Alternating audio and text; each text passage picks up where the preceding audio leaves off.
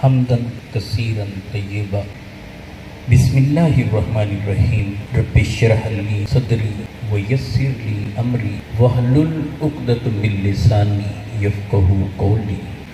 قال الله تبارك وتعالى في القرآن المجيد والفرقان الحميد: يا أيها الذين آمنوا لا تقدموا بين يدي الله ورسوله واتقوا الله إن الله سميع عليم. يا أيها الذين آمنوا لا ترفعوا أصواتكم فوق صوت النبي ولا تجهروا له بالقول كجهر بعضكم لبعض أن تحبط أعمالكم وأنتم لا تشعرون. وقال الله تبارك وتعالى في مقام آخر: إن الله وملائكته يصلون على النبي يا أيها الذين آمنوا صلوا عليه وسلموا تسليما. الصلاة والسلام عليك يا رسول الله. الصلاة والسلام عليك يا حبيب الله. الصلاة والسلام عليك يا خاتم النبيين. الصلاة والسلام عليك يا جد الحسن والحسين. الصلاة والسلام عليك يا أكرم الأولين والآخرين. اللهم صل على سيدنا وسندنا وطبيبنا وحبيبنا وشفيعنا ومعوانا وملجانا وعوننا ومعيننا وغوثنا وغياثنا سيدنا ومولانا محمد النبي الأمي وعلى آلہ وصحبہ وبارک وسلم. عزیزان گرامی قدر، بحمدہ اللہ تعالی، اللہ رب العزت کے فضل اور کرم سے حضور ختمی مرتبت صلی اللہ علیہ وآلہ وسلم کے نالین پاک کے تصدق سے ہم آج کی اس محفل میلاد میں حاضر ہیں. بندہ مومن ہوتا ہی وہی ہے جو رب سے بھی ٹوٹ کر عشق کرنے والا ہو اور رب کے محبوب سے بھی ٹوٹ کر عشق کرنے والا ہو. اس کی خوشی ہو یا غمی، اس کا رابطہ اس مولا سے بھی جڑا رہتا ہے اور اس کے محبوب سے بھی جڑا رہتا ہے.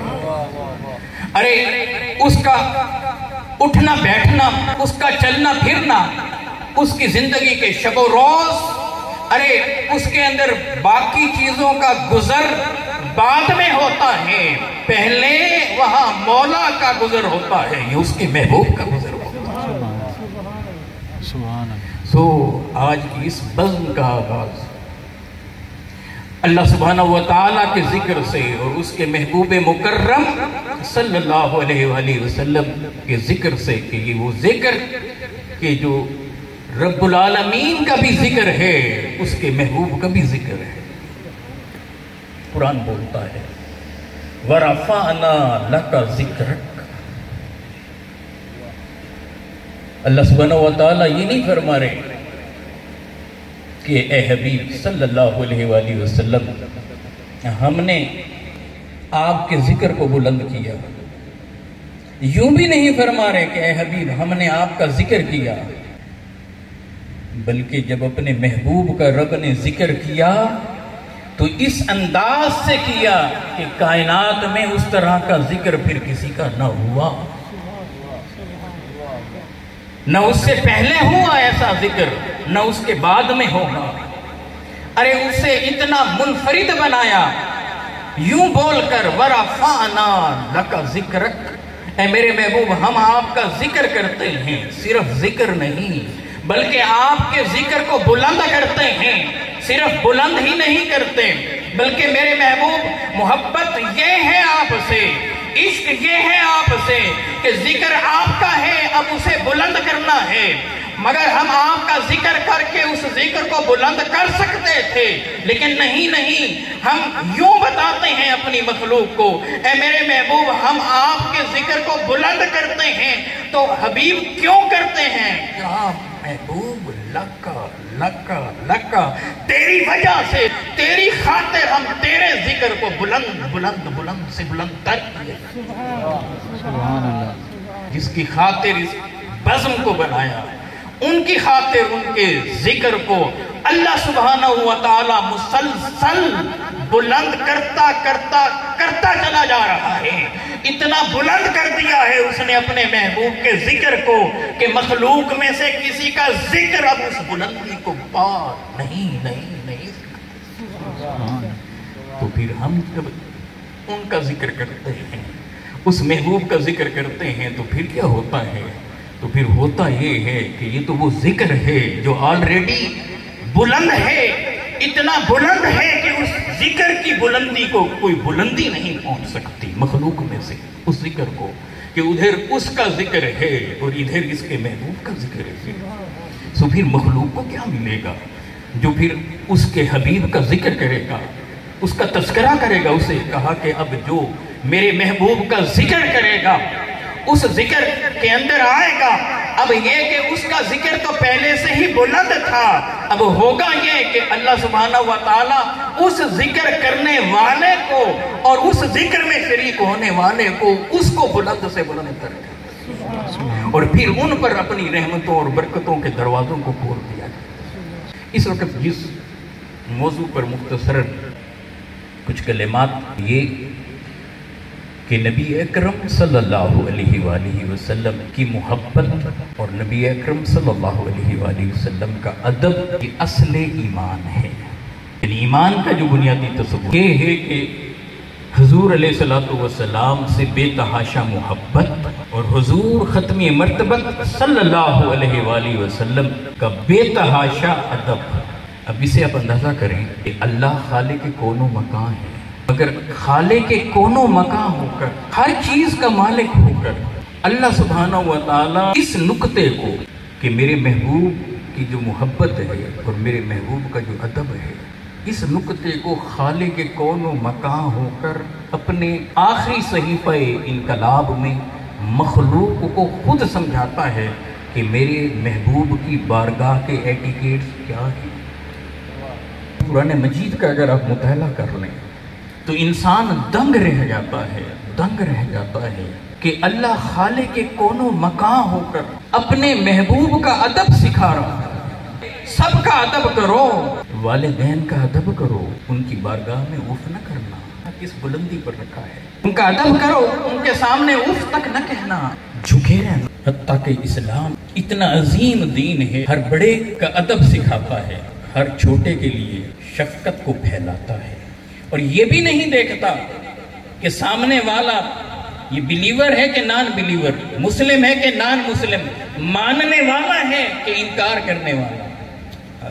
اور پھر اس سے بھی اگلی بلندی میرے آقا علیہ السلام نے فرمایا اکرموا اولادکم، اپنی اولادوں کی بھی عزت کیا کرو۔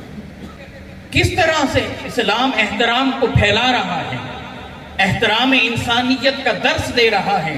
کہا کہ بے شک چھوٹے ہیں، ارے ان کا احترام کیا کرو نا، ان کے رگ و پے کے اندر انسان کا احترام کرنا اتر جائے کہ جب تم ان کا احترام کرو گے تو پھر یہ دنیا کا احترام کرے گا۔ بڑا ہو کر چھوٹے کا احترام کرے، بڑا ہو کر اس کی بات کو سنے، دھیان دے، یہ نہ کہے کہ یہ چھوٹا ہے، اولاد ہے، تو اولاد ہو کر، تو بچہ ہو کر مجھ سے یہ بات کرتا ہے۔ نہیں، انداز کو بدل رہا ہے، مگر سارے انداز سکھاتا ہے، حتیٰ کہ بے جان چیزیں بھی آتی ہیں ان کو بھی اٹیچ کرتا ہے، ان کی بھی کیئر کرنے کی بات کرتا ہے، ان سے بھی محبت کرنے کی بات کرتا ہے۔ میرے حبیب یہاں تک کہ احد پہاڑ سے میں محبت کرتا ہوں اور احد پہاڑ مجھ سے محبت کرتا ہے۔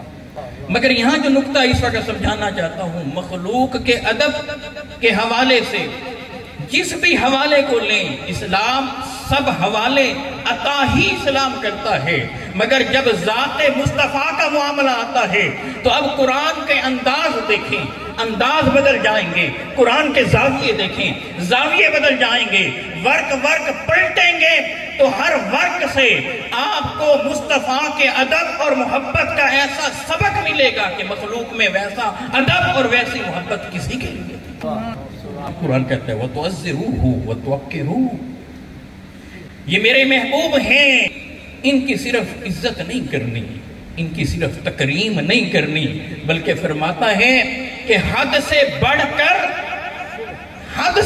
کر ان کی عزت کریں، حد سے بڑھ کر ان کا احترام کریں۔ ہر ایک کا ادب حد میں ہے، ہر ایک کا ادب حد میں ہے، مگر جب بات آئی اپنے محبوب کی تو فرمایا کہ حدیں توڑ دو، حدوں سے بڑھ کر میرے محبوب کا ادب کرو۔ سبحان اللہ۔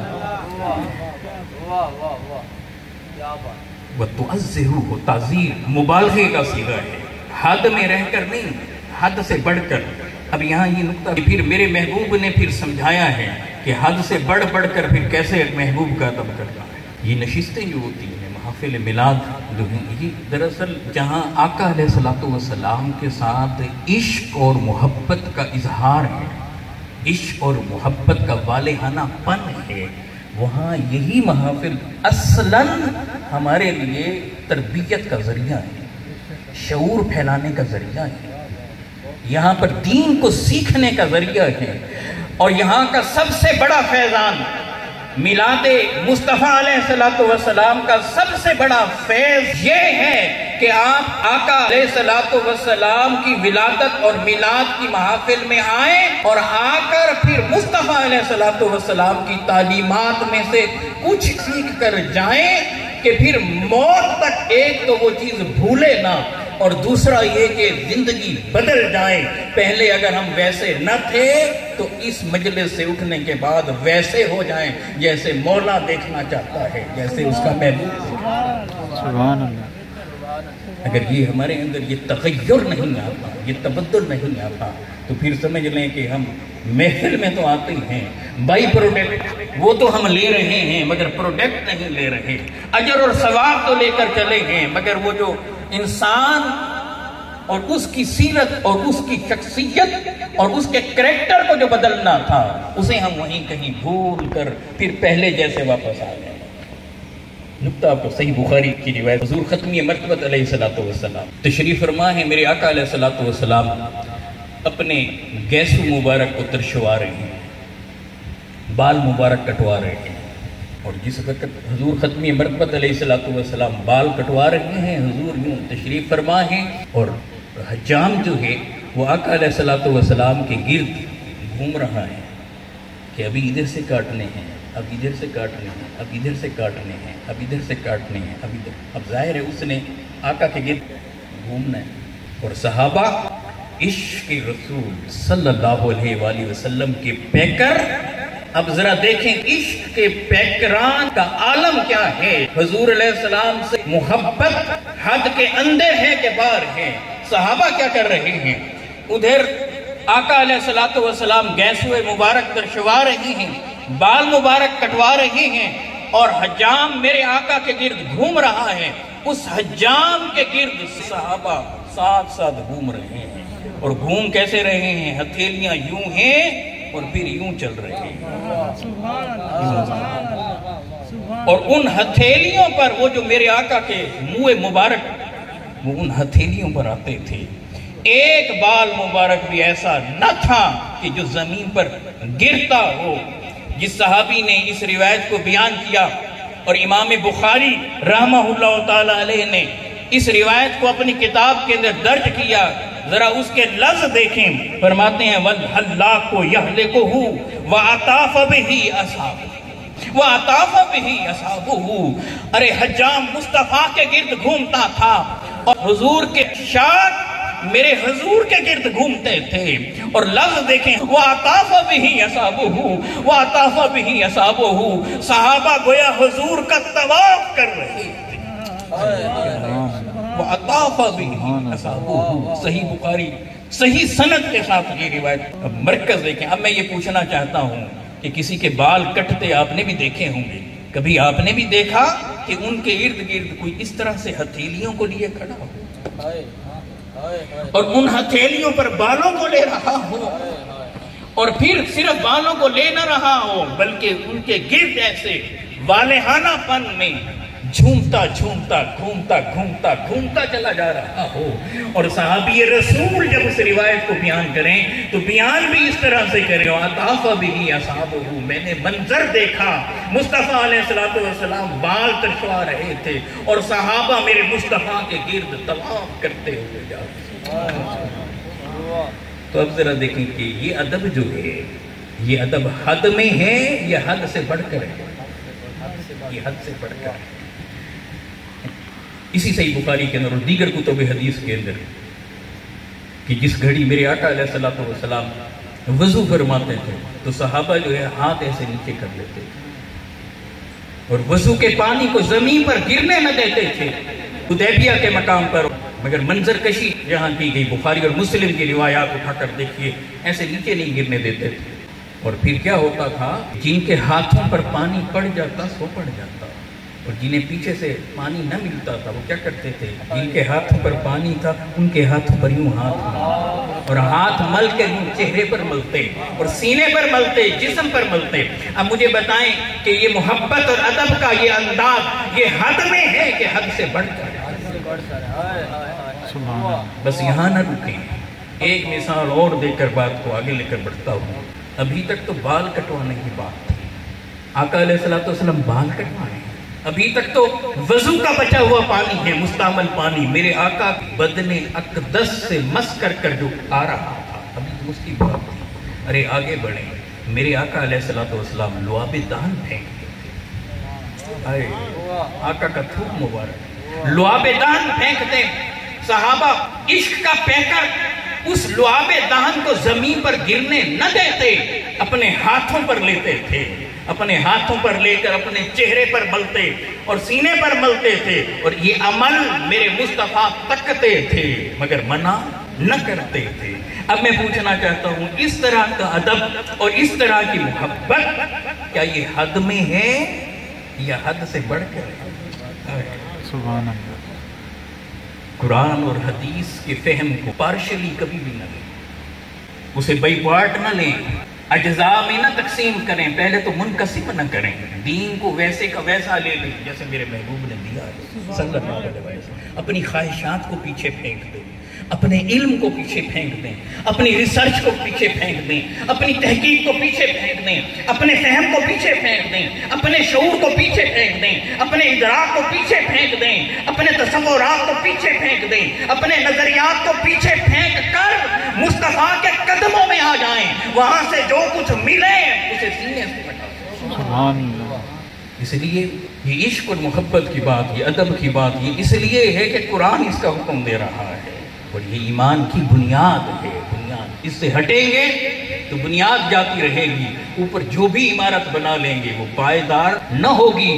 ادھر سے مر کر قبر سے گزر کر قیامت کے منظر نامے میں جب اپنے نامہ اعمال کو دیکھیں گے تو کہیں وہ سارے اعمال جو ادب مصطفیٰ کے بنا تھے, محبت مصطفیٰ کے بنا تھے, عشق مصطفیٰ کے بنا تھے, جہنم کا ایندھن. اب یہ قرآن انداز دیکھیں قرآن کا کیا سکھا رہا ہے. حضور ختم مرتبہ علیہ السلام کی بارگاہ میں آؤ تو پھر میننگ فل ورڈ استعمال نہیں کر سکتے, ایسے الفاظ جن میں سے باقی باتیں ٹھیک ہوں مگر ایک معنی اس کا غلط جہت کی طرف جا رہا ہو.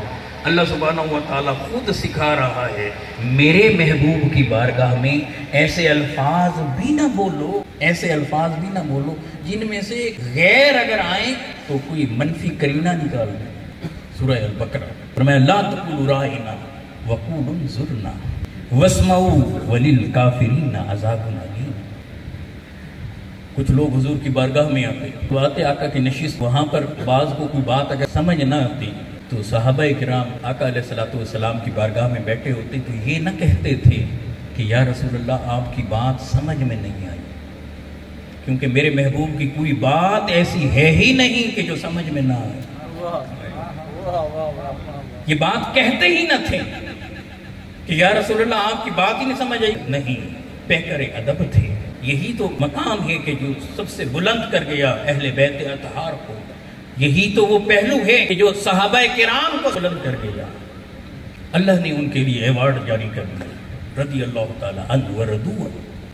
سب سے بلندی پر پہنچا ڈالا اہل بیت اطہار کو. وجہ کیا تھی کہ وہ قرب مصطفیٰ میں تھے، کیفیت ایمان میں تھے، اور خون کا بھی تعلق تھا.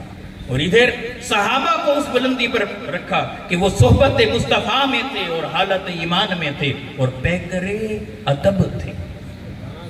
اس لیے قرآن مجید تو جا بجا ان کی مثالیں دیتا ہے. ارے ایمان لانا ہے تو لاؤ نا ان کی طرح.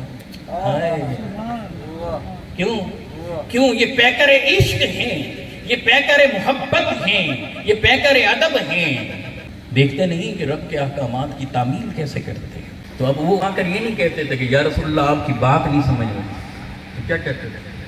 وہ آ کر یوں عرض گزار ہوتے، یا رسول اللہ رائنا، یا رسول اللہ رعایت دیجیے، یا رسول اللہ رعایت دیجیے، ذرا رعایت کیجیے، ذرا ریپیٹ کر دیجیے، ذرا بات کو دہرا دیجیے. رائنا. اچھا آپ اندازہ لگائیں، ناممکن تھا کہ یہ کہتے کہ آقا آپ کی بات سمجھ میں نہیں آ رہی. اس کا مطلب یہ ہے کہ غلطی کی نسبت اپنی طرف کرتے کہ ذرا دھیان نہیں رہا، توجہ ہٹ گئی ہے، سماعت میں وہ بات نہیں آ سکی. ریپیٹ کر دی، رعایت کر دیں تو میرے آقا اس بات کو ریپیٹ کر دہرا دیتے تھے. تو وہ دوبارہ سے اس بات کو سن کر پھر پلے باندھ کر پھر آگے ساری دنیا تک اسے پھیلاتے رہتے تھے. تو اب کچھ لوگ ایسے تھے جن کے دل میں کجی تھی، جن کے دل میں نفاق اور کفر تھا. محفل مصطفیٰ علیہ السلام میں وہ بھی آ کر بیٹھے ہوتے تھے. انہوں نے آ کر معاذ اللہ یوں کہنا شروع کر دیا، یا رسول اللہ رعینا، چرواہے. اب میرے آقا علیہ السلام نے اس کا نوٹس نہیں لیا، جانتے تھے کہ یہ منافق تھے اور حضور کے قرب و جوار میں بھی رہتے تھے. اور جب وقت آیا، جب ادھر سے حکم ہو گیا کہ میرے محبوب انہیں بتا دیں، تو پھر نام بنا میرے مصطفیٰ نے بتایا یہ بھی منافق ہے، یہ بھی. اب کھڑے پریشان ادھر ادھر ایک دوسرے کو دیکھنے لگے، ہائے ہمارا پردہ چاک ہو گیا.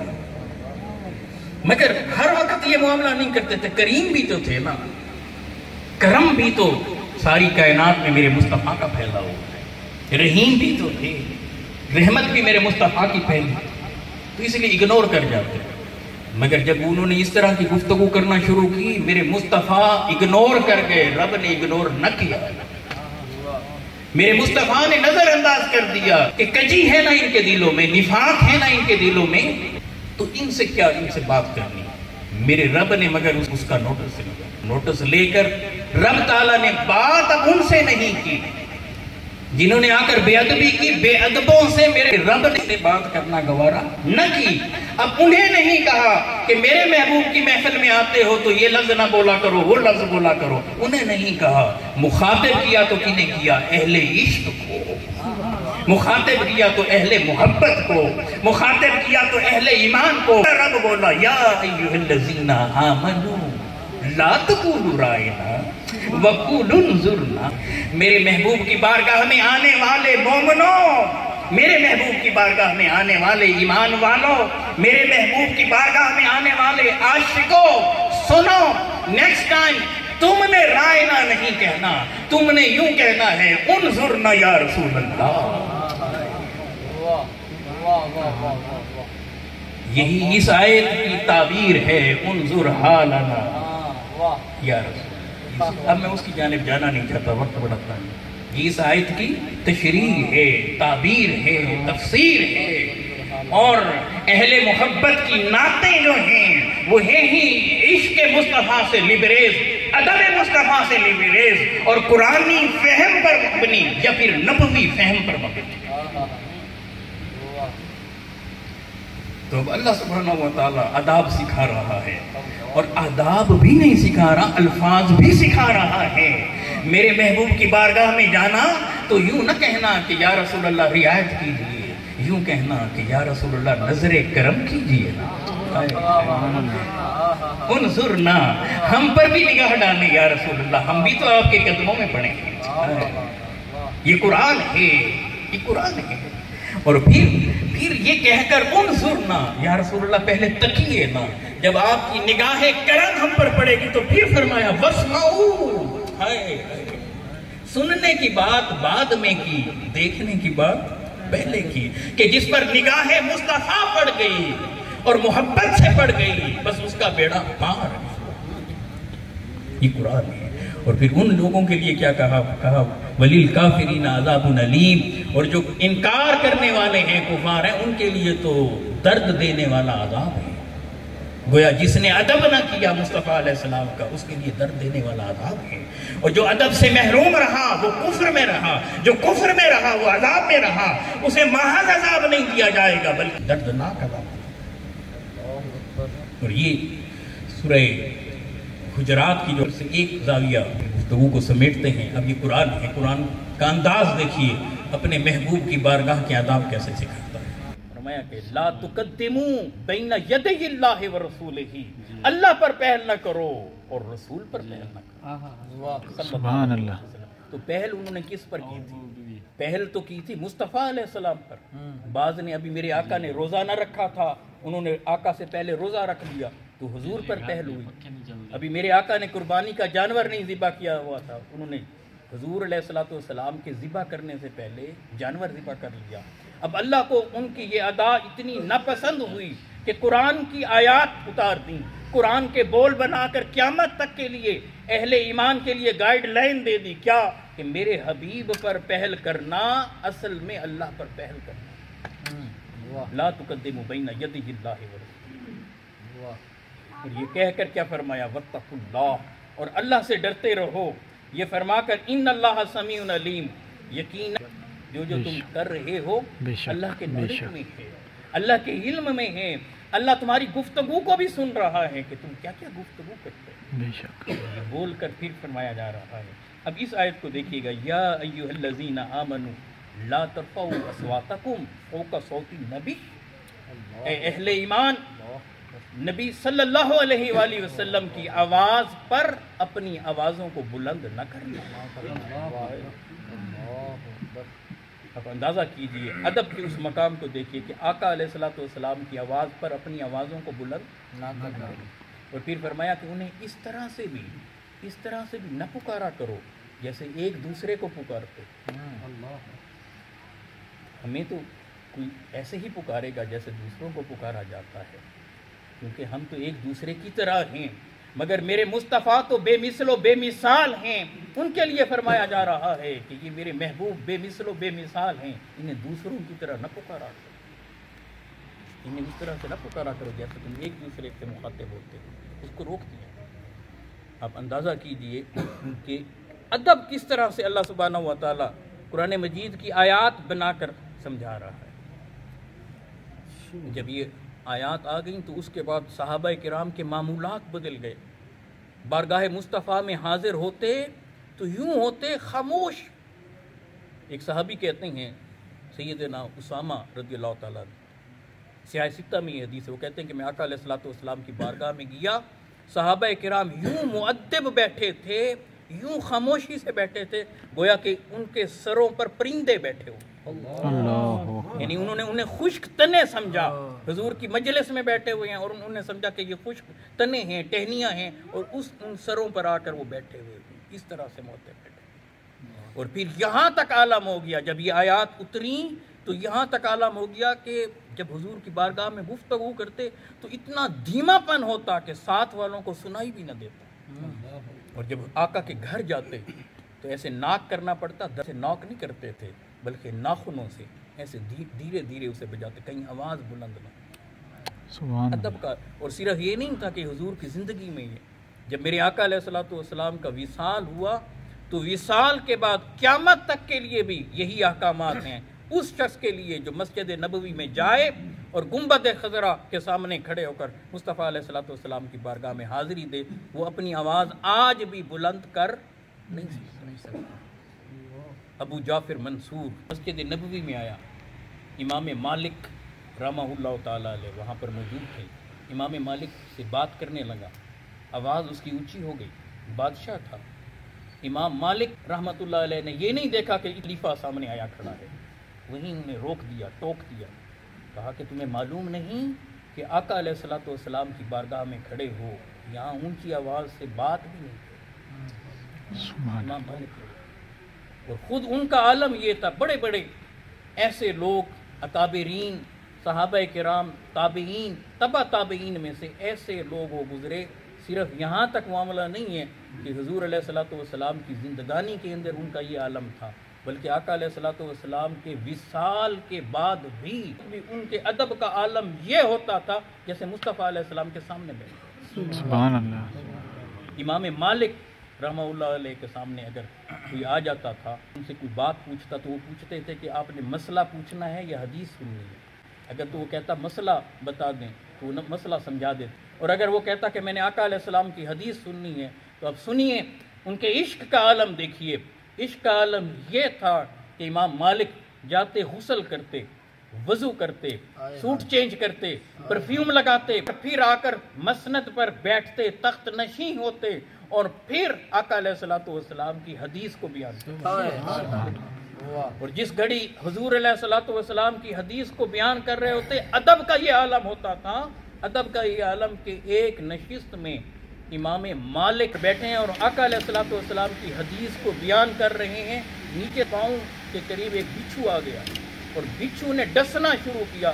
16 بار امام مالک رحمۃ اللہ علیہ کو ڈسا. ان کے چہرے کا رنگ بدل گیا مگر حدیث کو بیان کرنا ترک نہیں. یہی وہ امام مالک ہیں کہ مدینہ طیبہ کے اندر، مدینہ منورہ کی سرزمین پر جب چلتے تھے تو کبھی انہوں نے جوتا نہیں پہنا تھا، کہ برہنہ پا چلتے تھے. اس لیے چلتے تھے کہ یہ وہ سرزمین ہے جہاں میرے مصطفیٰ کا گزر ہوا ہے، کہیں میرے مصطفیٰ کے نالین لگے ہوں گے، ان پر میرے جوتے نہ آئے. اور مدینہ پاک کے اندر امام مالک رحمۃ اللہ علیہ ادب کا عالم یہ تھا، کبھی سواری پر سوار نہ ہوتے تھے، کبھی سواری پر سوار. ان سے پوچھا گیا کہ آپ سواری پر سوار کیوں نہیں ہوتے؟ کہتے ہیں کہ میں حرم مدینہ کو اپنی سواریوں سے پامال کیسے کروں جہاں میرے محبوب چلا کرتے. سبحان اللہ. میں گفتگو کو نہیں سمیٹ رہا ہوں، یہ وہ نقشہ ہے جو قرآن نے ہمیں دیا ہے. سمجھایا صرف یہ ہے کہ اگر ایمان کی سلامتی چاہتے ہو تو مصطفیٰ سے عشق کر لو، ایمان کی سلامتی چاہتے ہو تو مصطفیٰ کے ادب میں ڈوب ڈوب ڈوب جاؤ. سبحان اللہ. کہ یہی ایمان ہے اور یہی اصل ایمان ہے کہ اس کے بغیر باقی سب کچھ خالی خولی ہے. اگر عشق مصطفیٰ نہیں، ادب مصطفیٰ نہیں تو کچھ بھی نہیں. اور آخر پر پیغام صرف اتنا دینا چاہتا ہوں کہ اپنے بچوں میں سے، اپنی اولادوں میں سے، اپنے گھرانے میں سے، اپنے خاندان میں سے، اپنی فیملی میں سے ایک بچے کو مصطفیٰ علیہ الصلوۃ والسلام کے قدموں میں دیں، حضور علیہ الصلوۃ والسلام کے لیے اسے وقف کر دیں. اس بچے کو کرنا کیا ہے؟ اسے قرآن مجید کی تعلیمات دیں، قرآن مجید پڑھوائیں ٹرانسلیشن کے ساتھ، بغیر ٹرانسلیشن کے نہیں. اور سیرت طیبہ اور احادیث طیبہ میں سے صرف اتنا سا حصہ جس میں ایک تو حلال حرام کی پہچان ہو جائے، دوسرا سیرت میں سے اتنا سمجھ میں آ جائے کہ ہم نے زندگی گزارنی کیسے ہے اور لوگوں کے ساتھ ہم نے ڈیلنگ کیسے کرنی ہے، لوگوں کے ساتھ چلنا کیسے ہے. میرے مصطفیٰ نے بڑوں چھوٹوں کے بارے میں حکم کیا دیا تھا، حضور کی سیرت تھی کیسے. حضور اس زندگانی میں سے جو گزرے ہیں جسے قرآن کہتا ہے لَقَدْ كَانَ لَكُمْ فِي رَسُولِ اللَّهِ أُسْوَةٌ حَسَنَةٌ، تو وہ حضور کی سیرت کا اتنا سا گوشہ کہ جس کے اندر اچھائی اور برائی کا احساس ہو جائے، اس بچے کو لازمی ہے. آپ اسے ماڈرن تعلیم دیں، اسے بی ایس کروائیے، اسے ایم فل کروائیے، پی ایچ ڈی کروائیے، پوسٹ پی ایچ ڈی کروائیے، سی اے کروائیے. آپ اسے ججز بنوائیں، آپ سیکریٹری بنوائیں ان کو، آپ اس کو سی ایم پی ایم دنیا کے اعلیٰ سے اعلیٰ عہدے پر اسے فائز کرا دیجیے، مگر اس سب سے پہلے اسے اچھا مسلمان اور مصطفیٰ علیہ السلام کا غلام، ایک مفید انسان تو بنائیں. کوئی تو ہو جب میں مروں تو میرے مرنے کے بعد صمیم قلب سے رب کی بارگاہ میں ہاتھ اٹھا کر یہ دعا تو کرے کہ مولا میرے بابا آپ کے پاس آگے ہیں، ان کو معاف کر دو. کوئی تو ہو دل سے میرے مرنے کے بعد قرآن مجید کی تلاوت اس انداز میں تو کرے کہ قبر کے اندر مجھے راحت اور سکون. ارے ہم بچوں کا فیوچر بناتے ہیں، اپنے فیوچر کے لیے تگ و دو کرتے ہیں، کیا ہمارا فیوچر صرف یہی دنیا کے 80 90 100 سال ہیں؟ کیا اس کے آگے برزخ کی زندگی نہیں ہے؟ کیا یقین نہیں ہے کہ مرنے کے بعد زندہ ہونا ہے؟ کیا قیامت کے کھڑا نہیں ہونا؟ اور جنت کی زندگی، کیا وہ زندگی ہمیں پسند نہیں ہے؟ اگر ہم وہاں جانا چاہتے ہیں، وہاں تک پہنچنا چاہتے ہیں، تو پھر بچوں کی صحیح تربیت کریں، اپنی اصلاح کے ساتھ ساتھ اپنے خاندان کی اصلاح کیجیے۔ اس کے لیے گھر میں کوئی ایسا فرد تو ہو جو گائیڈ لائن دینے والا ہو، کم از کم کہ جب میں سود کھا رہا ہوں تو میرا بیٹا کھڑے ہو کر دھیمے لہجے سے، دھیرے انداز سے، آہستگی سے مجھے صرف اتنا تو کہہ دیں کہ بابا وہ کام کیوں کرتے ہیں جو میرے مصطفیٰ نے نہیں کیا۔ اللہ تعالیٰ ہمیں دنیا اور آخرت کی کامیابیاں عطا فرمائے۔